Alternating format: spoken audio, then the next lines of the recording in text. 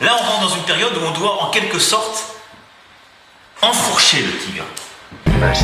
Et donc le domestique. One of the men is so ferocious. Don't worry about it. The disciples are now well aware of the fact that my kung fu is unbeatable. Brother, we trap! Shaolin hero. You must take command. Don't resist. You are a traitor. Avenge Master Death. I rely on you. That's when my heart turned cold. I'm a product of the block. We used to cook the product in the pot, add soda, turn the product into rock. It's in my DNA, you see it started with my pops. In his heyday, he probably put your father in the box. In my heyday, I probably put the product in my sock. Ain't no vacate, the props become a problem when it's hot. Mayday, mayday, but no charge. I'm nutty with the bars, that's a payday. So bruh, this ain't even a bar, this is AA. Back up in the trunk with the AK. Each line pack a fabulous punch, no diss to Ray J. Nah, see I don't dab and I don't nay-nay. Got bottles coming out, warriors come out and play it. Just know I'm grade A, get a slice of bread. Okay, some hoods love me, some like me dead. Okay, my goon hungry, your thighs are red. Bloody clumsy, go upside your head. We at Dro and Pole suckers. Range Rovers flood up the rucker. Me 1,000 chains on, I got Paloma up. Evergreen Duckies. Selling capsules, running the classroom. Slick bastards getting cream, yelling cash rule. Smell like Pacquiao, but under the leather. Hold a Mac 1-0, pumping up in 1-0 the Grammy hour. Coke killers, taste the flow, it's numb. Need some copper rum, blunt off the get back. Salute me, then run them out. Off to the races. My blazers ain't patient, they want a spaceship. Get elephant blown for stalking race shit. Jammies carry nitrogen, light up a session like I'm on Vicodin. Fuck with the righteous men and we fighting it. Yeah, yeah, yeah. The rebels is here, medals and gear. Getting fried off a medical, that's incredible. The flyers, the most notorious. Why is half of those liars off niggas' heads like papayas? Mesdames, messieurs, que la raison se repose et que votre imagination créatrice vous accompagne vers l'enchantement et plongez dans ce spectacle comme dans un voyage des symboles, des grands et des vieux sages, pays du tout est possible. Pour vous, la magie.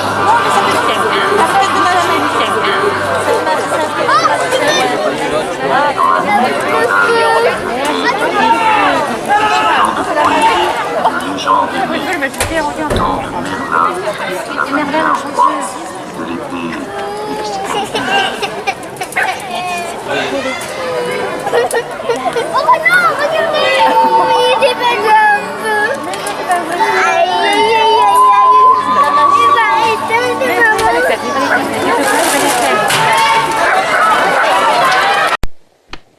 Bravo, bravo.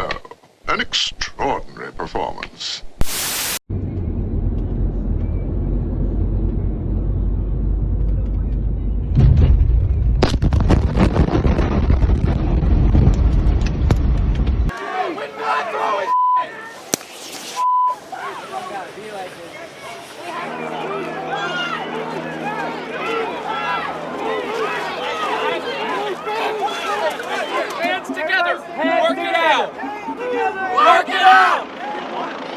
Je vais vous parler de mon monde, en tentant de faire ça sérieusement. Même si ça va être chaud, hein. Moi, le sérieux, c'est toujours entrecoupé d'une vanne. Je suis du genre à te faire marrer pendant un enterrement. L'avantage, c'est que je suis pas invité. Faut comprendre que la limite de mes vannes, c'est comme un jet de DSK au Sofitel. J'en mets partout. Y a pas de capote à mon humour. Mais bon, c'est comme ça qu'on fait les bébés en même temps. Et je compte bien avoir une famille nombreuse. Bon, déjà, tu te demandes qui je suis. Bon, là-bas, je suis plutôt dans la maçonnerie ou à fabriquer des pizzas. Et je rentre chez moi à regarder la petite maison dans la prairie. Ouais, je suis fan de Charles Ingalls, Nelly Olson et toute la troupe. Bon, quand je te raconte ça, tu te dis pas forcément que je vais finir révolutionnaire à combattre l'état profond et les lobbies, ça fait pas rêver. Mais t'inquiète pas, après le 11 septembre et le déclenchement de la guerre en Irak, j'ai commencé à bien me rendre compte qu'on se foutait de ma gueule. Je me suis donc plongé dans la recherche de la vérité. Et crois-moi ou non, mais quand tu cherches, tu trouves. Et ce qu'on trouve, ça dépasse souvent le pire que l'on pouvait imaginer. D'où la difficulté d'y croire au début, tellement c'est énorme. Donc je peux comprendre la réticence du mec qui débarque quand tu lui racontes qu'il va bientôt crever ou choper une maladie parce que l'industrie du médicament veut faire des économies sur des vaccins en ajoutant des merdes, ou préfère utiliser un médicament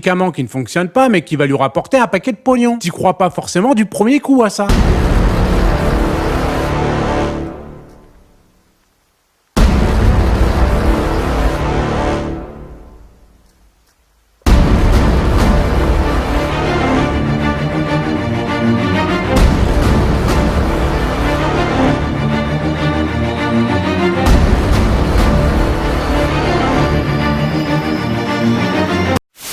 Retour en France avec une question. Croyez-vous aux théories du complot ?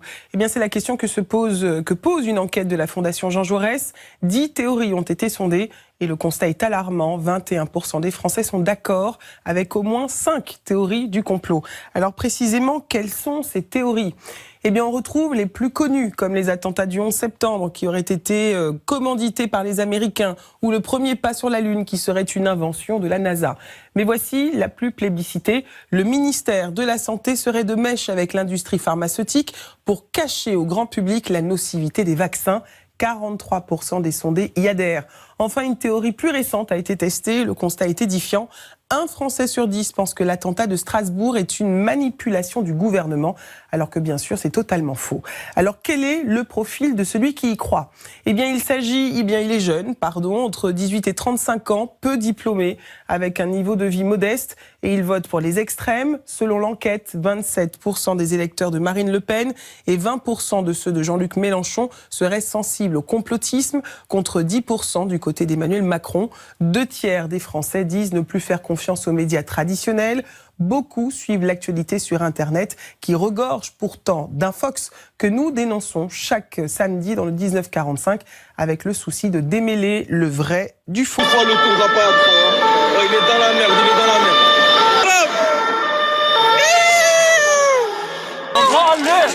Monsieur le Président,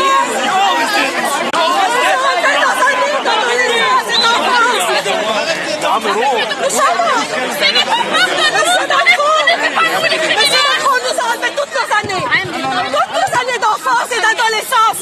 Et puis maintenant aussi, ça suffit. Avec cette classe politique pourrie, nous en avons assez. Je sens dominer le pays. Mon ami, moi je dois vous entendre et je suis obligé de m'asseoir avec vous. C'est vous en tant que peuple souverain qui les avez choisis. Mais je leur dirai la vérité. Et je vais leur demander des comptes, moi. Non, on va aider les structures directement, les hôpitaux, les ONG, la population. Avant ça, on va faire... L'argent est parti. Non, parce que les réformes n'ont pas été faites. L'argent n'est même pas parti. Parce qu'ils veulent pas faire des réformes. Non, mais là, cette aide humanitaire, direct, ce soutien aux populations, on a commencé à le faire, on l'amène en direct. On va le faire sous la supervision des Nations Unies, avec nous, nos propres contrôles. Mais après, ça n'empêche pas qu'il faut changer le système politique. Et ça, il y a besoin de sensibilisation à tous.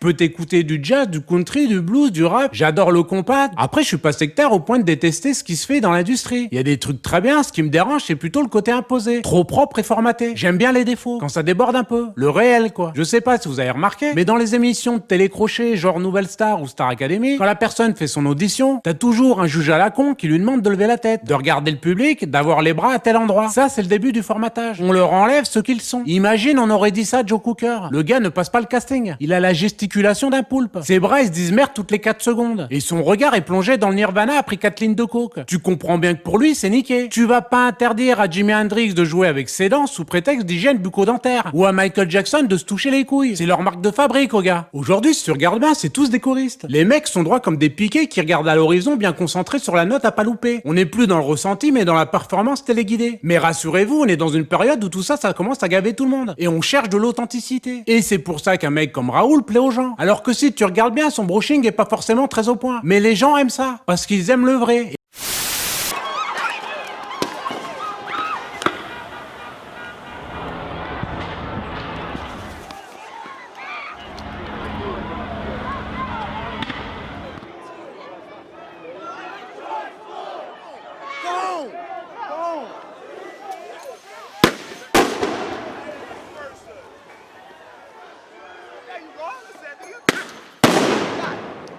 Je vous rappelle que c'est l'objet du scandale et que nous sommes en direct sur France 2, notre chaîne bien-aimée. Nous allons accueillir, pour parler du 11 septembre, donc 2 personnes que vous connaissez bien et que vous aimez beaucoup, qui sont Jean-Marie Bigard et Mathieu Kassovitz.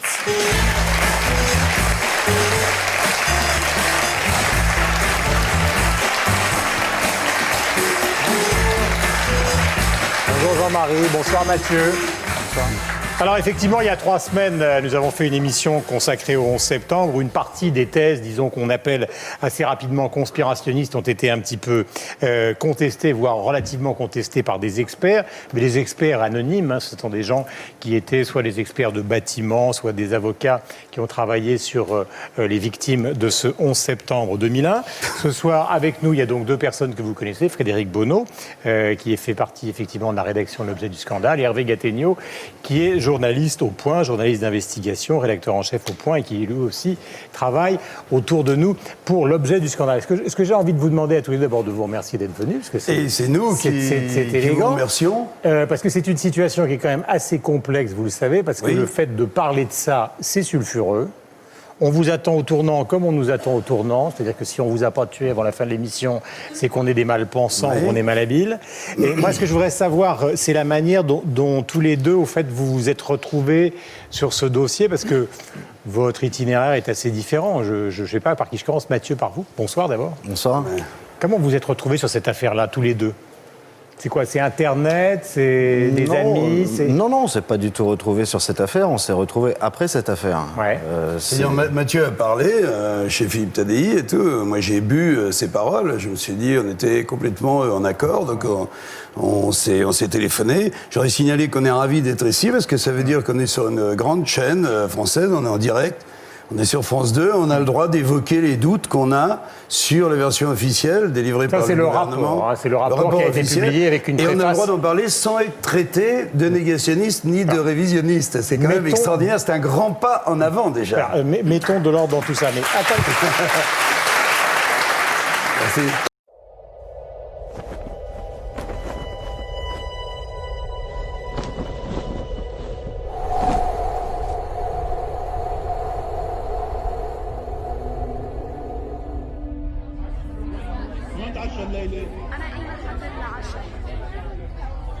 القهوة صارت على النار، تفضلوا. يلا يا جماعة على الطاولة بدنا نبلش أكل. يلا حبيبي يلا ماما فوت نام. طاب مساؤكم في بيروت تغريد وتسريب. مام أنا رح أروح أسرع، أوكي؟ برمي ما تطول السهرة، رجع بكي. أمي أنا اشتقت لك، بخلص شغل وأجي أشوفك الليلة.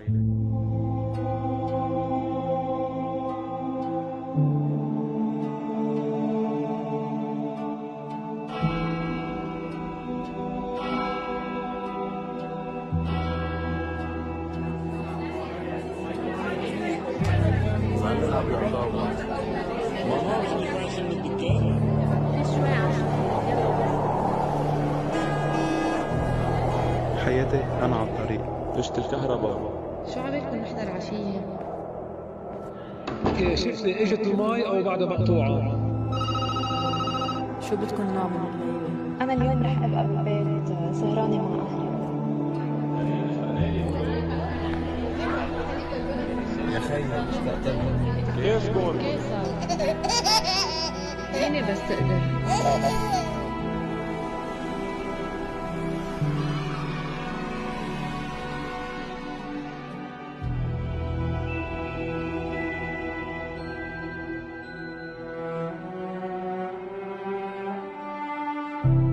أنا رايح على الشغل بس مطول لأرجع.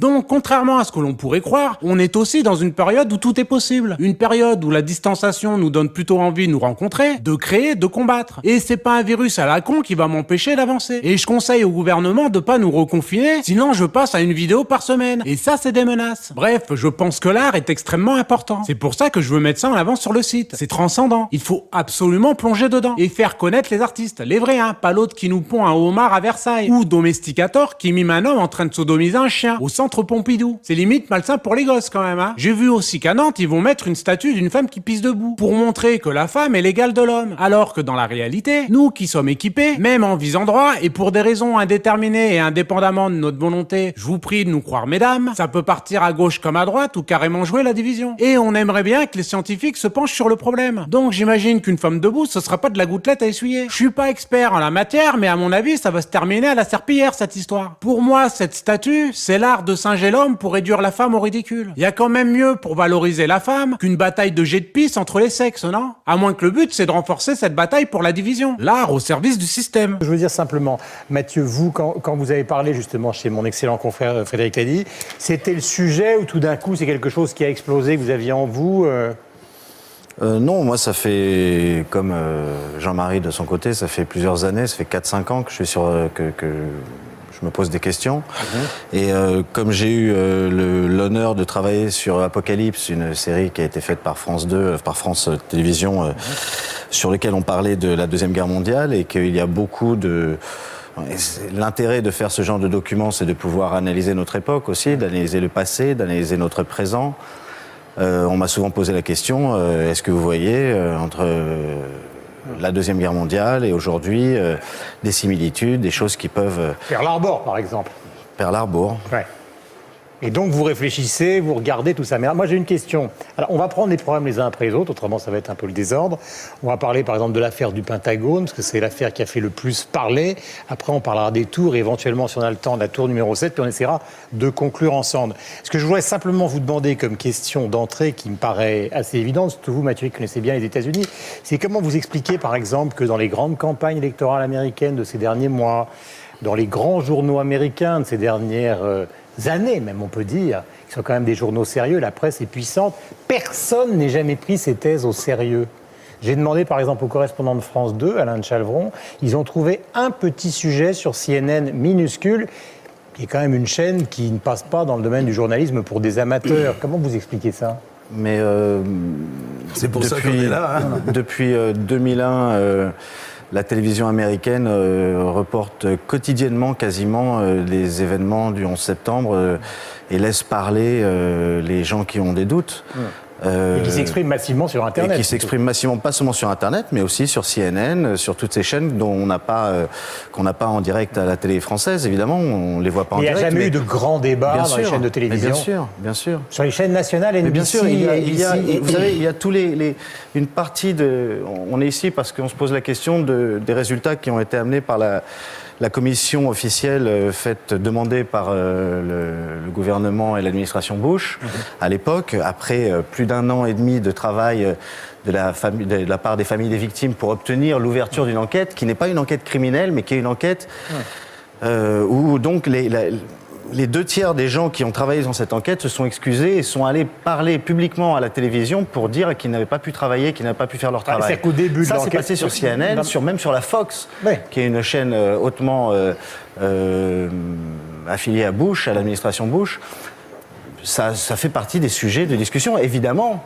Comme ici, comme un peu partout, les gens qui remettent en cause la version officielle sont tout d'abord traités d'une manière extrêmement violente, extrêmement vindicative. Il y a des gens qui ont perdu leur travail, il y a des gens qui ont perdu leur carrière. Ils n'ont pas perdu la vie comme ceux qui étaient dans les avions. Certains n'existent plus aujourd'hui. Certains témoins qui apportent des éléments extrêmement troublants n'existent plus aujourd'hui. Qui ?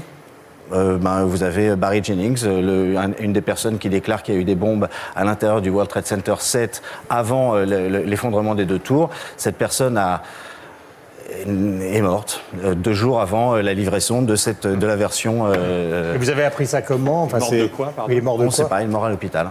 Oui, mais il est peut-être mort d'une crise cardiaque. Tout à fait. Oui, donc c'était un doute. Alors oui, bien sûr, ça fait partie La créativité, c'est vraiment un domaine de liberté. Ça ouvre l'esprit. Il faut retrouver le beau dans cet océan de merde et de mensonges. Sinon, on va tous se suicider ou au mieux finir en léthargie, la télécommande à la main. Et croyez-moi que l'art en temps de confinement, ça va aider à s'évader et à revendiquer. Parce que comprenez bien qu'on est en liberté surveillée et qu'ils veulent nous reconfiner jusqu'à obtention du médicament miracle ou autre vaccin.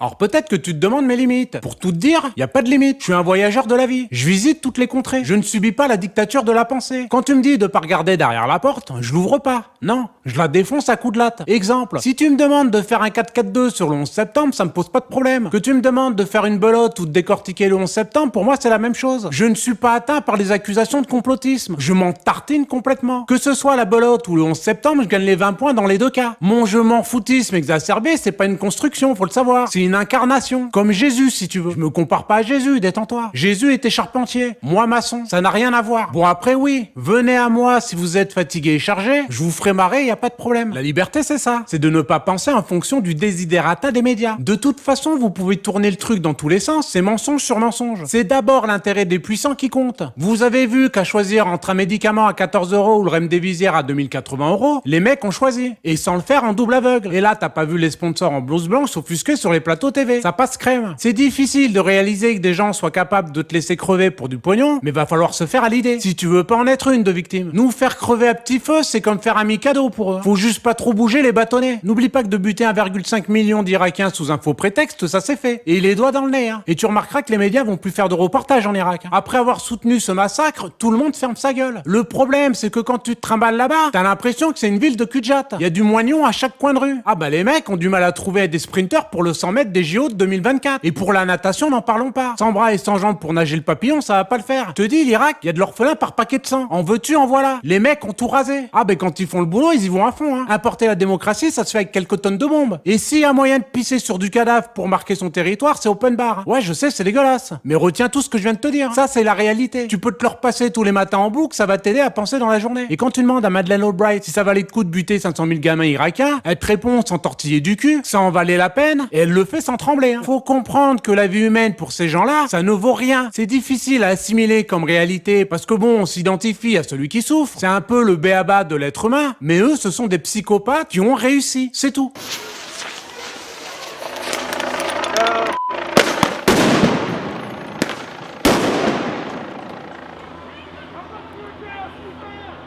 Qui nous écoutent, il faudrait quand même bien expliquer. Alors, je vais vous donner un petit exemple. Merci de me suivre. Donc, nous allons parler de l'avion qui a frappé le Pentagone. C'est donc le Boeing 757 qui effectuait la liaison. Oui, mais...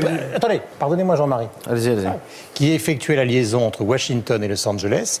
Il a donc décollé, parce qu'il faut être précis, vous avez raison, de l'aéroport de Washington Dulles à 8h20, avec 10 minutes de retard. Il est sorti de sa route à 8h46 et il devint muet, donc pour les éco-radars et pour l'ensemble des systèmes du trafic aérien, à 8h50, selon la commission, justement, qui est consignée dans ce livre. La dernière transmission radio a eu lieu à 8h51 et la première anomalie fut constatée à 8h55 et puis donc l'enchaînement que vous connaissez avec la frappe du Pentagone. Je voudrais qu'on découvre le sujet consacré à ce Boeing et à l'affaire du Pentagone avec les deux versions, celle qui ressort de ce rapport de la commission d'enquête et l'autre version qui est celle de ceux qui la commentent depuis qu'elle existe, cette fameuse commission. Regardez. Pour beaucoup de ceux qui ne croient pas à la thèse officielle, ce n'est pas le Boeing du vol AA-77 qui serait entré en collision avec le Pentagone. Le choc n'aurait provoqué qu'un trou de 5 mètres de diamètre sur la façade pour un avion de 40 mètres d'envergure. Comment ? Par exemple, des réacteurs de 2,7 mètres de diamètre, lancés à 850 km/h, ont-ils pu ne laisser aucun impact sur la façade. De plus, on ne verrait sur les lieux de l'accident ni trace d'aile, ni de réacteur, ni fauteuil d'avion. Plus troublant encore, aucune caméra de surveillance n'a pu filmer l'avion alors que le Pentagone est probablement l'immeuble le plus surveillé au monde. Enfin, les sceptiques doutent de l'aptitude d'un pilote amateur à effectuer une manœuvre aussi compliquée que celle qui consistait à se cracher sur le Pentagone après un vol à 6 mètres du sol à une vitesse de 850 km/h sans jamais toucher la pelouse. Pour eux, le 11 septembre, ce n'est pas un avion, mais un missile, commandé par les Américains, qui est entré en collision avec le Pentagone. La thèse officielle contredit point par point cette version des faits. Si l'avion cause moins de dégâts sur le Pentagone que dans les tours, c'est en raison de la structure en béton armé de l'édifice. L'avion se serait pulvérisé face à la structure de l'immeuble. De plus, il souligne les nombreuses faiblesses de l'hypothèse du missile. Quoi d'autre qu'un avion pour détruire plusieurs lampadaires espacés de 15 mètres avant de finir sa course dans le Pentagone? Un missile zigzagant? Comment expliquer que les boîtes noires aient été retrouvées sur les lieux de l'attentat? Comment comprendre que des dizaines de témoins aient vu passer un avion au-dessus de leur tête? Et enfin, si l'objet volant n'était pas l'avion du vol AA-77, pourquoi des effets personnels, des traces d'ADN de tous les passagers et des cadavres de victimes ont été retrouvés dans le Pentagone? Pour les tenants de la thèse officielle, si manipulation il y a, elle est plutôt le fait de ceux qui défendent la thèse du missile envoyé par les Américains. We're going to leave you with the usual thing. The only thing I can say, as I've said to many people, is this title just about puts it all into focus. It's called With a Little Help from My Friends. Remember it.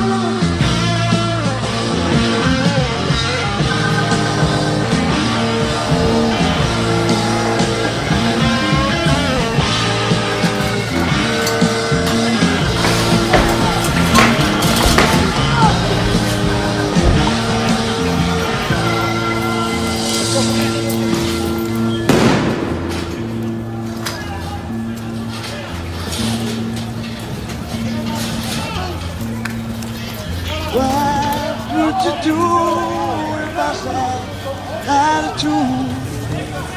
Will you stand up and walk out on me? Lend me your ears and I'll sing you a song. I will try not to sing out of key.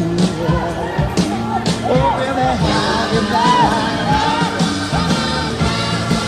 Well, I let it run out.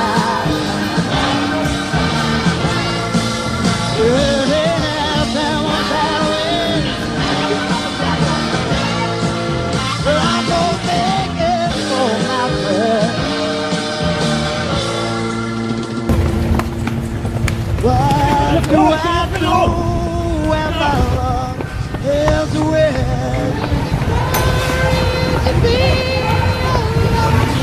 Oh, oh, oh. How do I feel at the end of the day? Because you're all yours. I tell me when you say no more. Only to love my friend. I got nobody say no. Everybody got the love I need. I'm a bad away.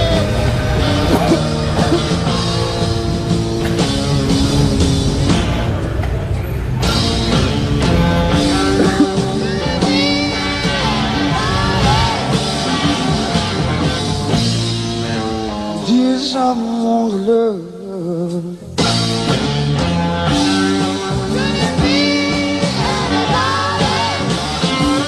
All I need is love, darling. Oh, the dream right out, Lord. Everybody love, darling.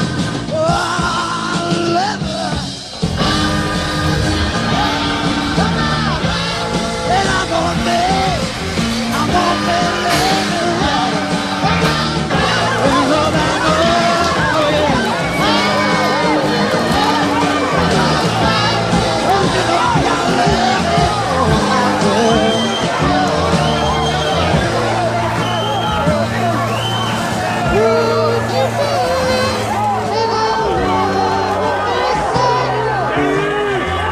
I'm so tired of having all the time.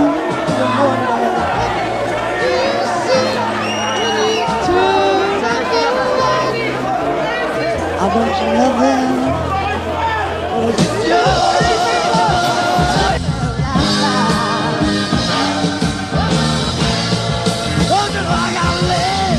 I gotta live for my bread.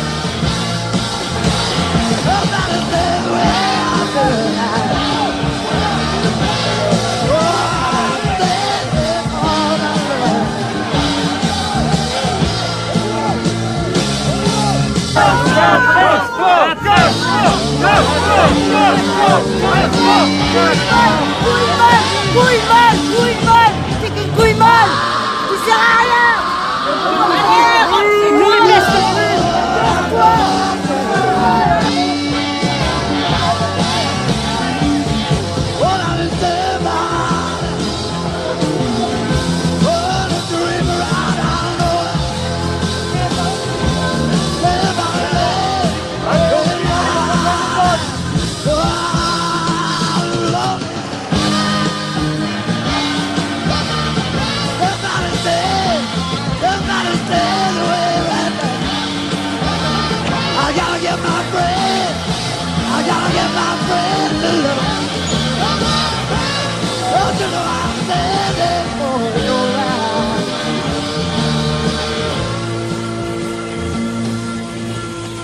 I gotta get my friends together.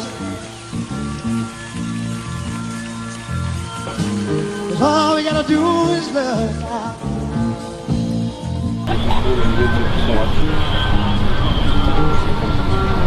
I'm gonna take them home with me. You gotta get hold of your friends. You gotta get hold of your friends. Nobody knows the way. Nobody knows the way. You got your friends. You got your friends. You got your friends to love. You got your friends. You got to know the love.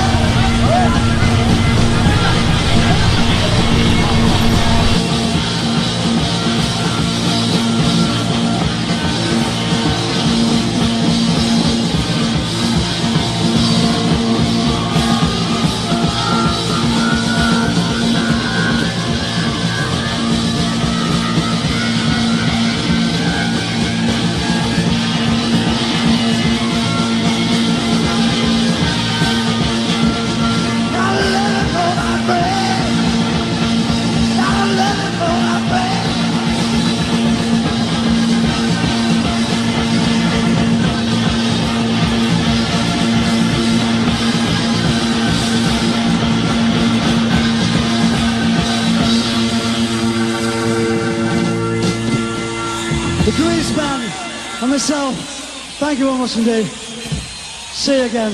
Beautiful.